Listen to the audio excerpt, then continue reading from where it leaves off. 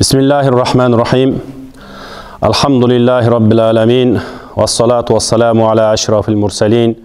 Seyyidina Muhammed ve ala alihi ve ashabihi ve atba'ihi ecma'in. Amma ba'd. Esselamu aleykum ve rahmetullahi ta'ala ve berekatuh. Urmatlı Müslüman bir tuğandar, barыңыздардын Ramazan ayındağı karmap жатқан орозолоруңуздар, жакшы ибадаттарыңыздарды, ушул күндөрдө кылып жаткан ихсан жакшылыктарыңыздарды Аллахым өзү кабыл кылган болсун. Аллахка көптөгөн мактоолор, көптөгөн шүгүрлөр айтабыз.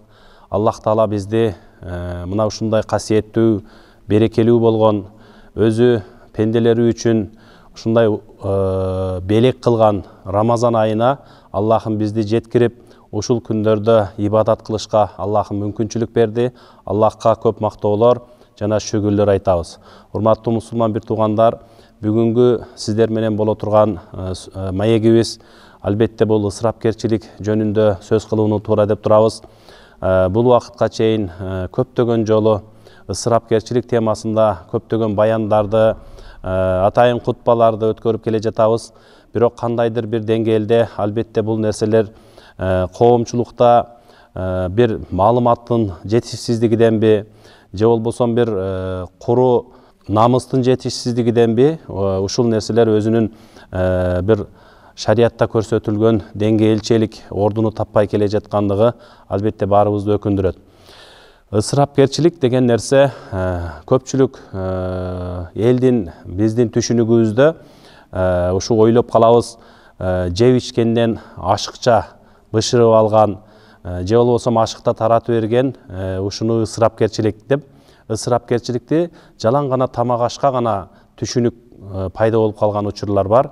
Албетте бул туура бир жагынан тамак аш жегенде, же ихсан кылганда, же бир той тамашаларды өткөргөндө дагы ысырапкерчиликтер болуп калат.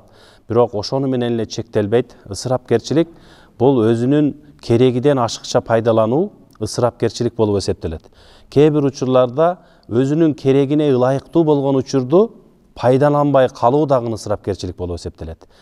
Мисалга алып караганда, тамак аш маселесинде болсун, же болбосо бир ихсан өткөрүү маселесинде болсун, же болбосо мал мүлктү бир жакка сарптоо маселесинде болсун, жана башка маселелерде ушундай бир ысырапкерчиликтер кездешип калган учурлар болот. Аллах субханаху ва таала өзүнүн Кур'ан аяттарында айтат: "Астагфирулла, кулу вашрабу ва ла тусрифу, инналлаха ла юхиббул мусрифин." Силер жегиле, ичкиле, бирок ысырапка жол бербегиле. Аллах Таала ысырап кылгандарды жакшы көрбөйт деп Аллах Таала Кур'анда айтат. Албетте бул аяттагы сөздүк мааниси жегиле, ичкиле, бирок ысырап кылбагыла деген, бул биз жокоруда сөз кылган жеп ичкенге, тамак ашка байланыштуу ысыраптарга далил боло алат десек жаңылышпайбыз. Аллах Таала Кур'анда айтат: "Силер каалаганча жегиле, каалаганча ичкиле, бирок ысырап кылбагыла." Ошо жеп ичкенден калган нерселериңерди дагы бир ысырапкерчилик кылып төгүп чачып салбагыла.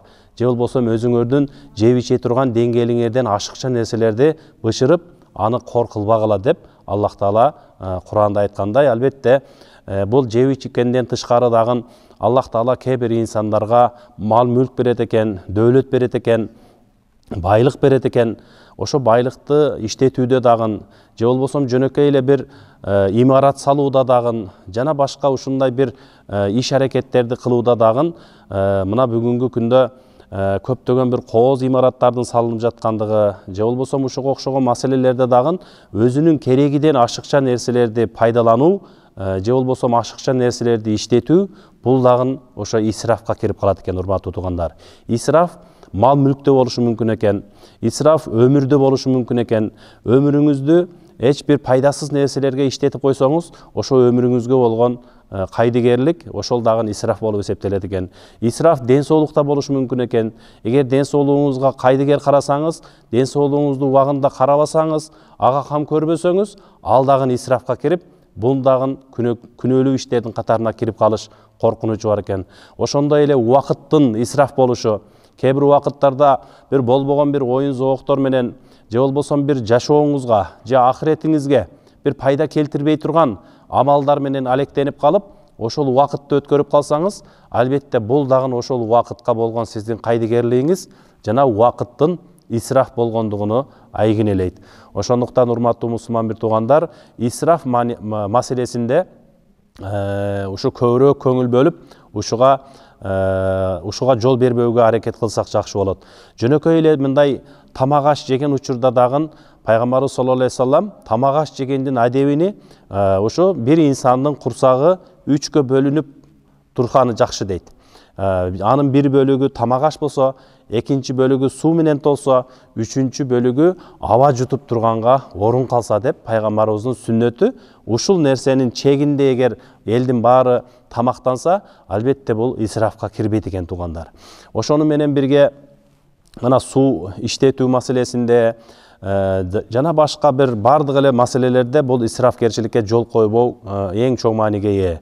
Пайгамбарыбыз саллаллаху алейхи вассаламдын учурунда Саад ибн Абу Ваккас разияллаху анху ушинтип ойлочу экен.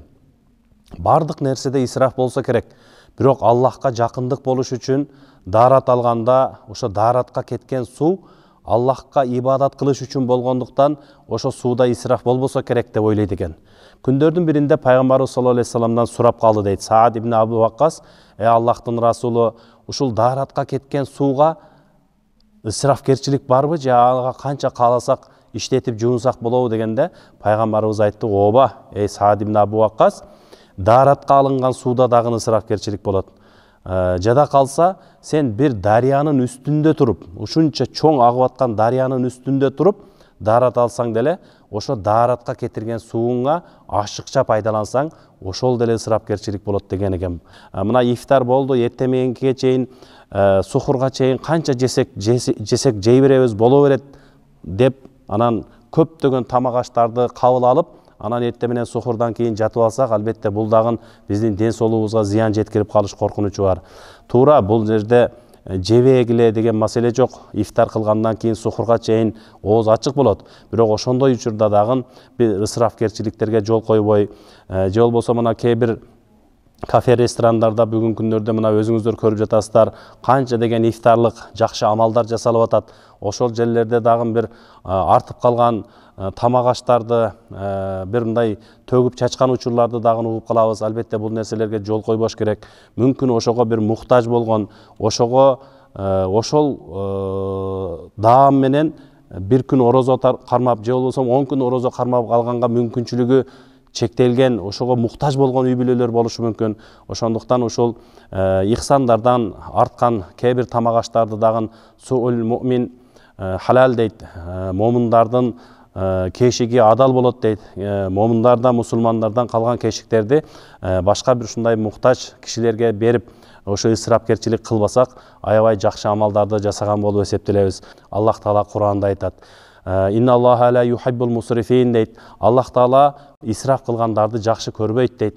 Ошондуктан урматтуу мусулман бир туугандар, Аллахка сүйүктүү пенде болууну кааласак, коомчулукта үлгүлүү инсан болууну кааласак, пайгамбарыбыз саллаллаху алейхи вассаламдын сүннөтүн аткарган сүйүктүү үммет болууну кааласак, ошондой эле өзүбүздүн ден соолугубуз жана коомчулуктун келечегин ойлосок, албетте ушул жокоруда биз сөз кылып жаткан ысрафкерчилик деген маселеде аябай аяр мамиле жасап, ушул нерсеге бир мындай бир жол койбой турган абалда, ушул нерсеге себепчи болуп калбай турган абалда өзүбүздүн кыймыл аракетибизде, жашообузда амалдарды жасасак, иншалла, бул өмүрүбүз, канча жылдык өмүрүбүз бар, же болбосо канчалык ден соолугубуз бар, канчалык ичер суубуз бар, ошонун бардыгыны мындай бир ысырап кылбастан жашасак, иншалла, биринчиден Аллахка сүйгөн кул болот экенбиз, экинчиден сооптун үстүндө болот экенбиз, күнөөдөн алыс болот экенбиз. Барыңыздардын ушул касиеттүү, берекелүү күндөрдө кармап жаткан орозоңуздарды Аллахым өзү кабыл кылсын. Ар бир үйгө Аллахтын берекеси, жакшылыгы жаасын. Кудай Таалам келечекте, ахиретте ошо исрап кылган күнөөкөр пенделердин катарынан эч кимибизди жолуктурбасын. Ассаламу алейкум ва рахматуллахи таала ва баракатух.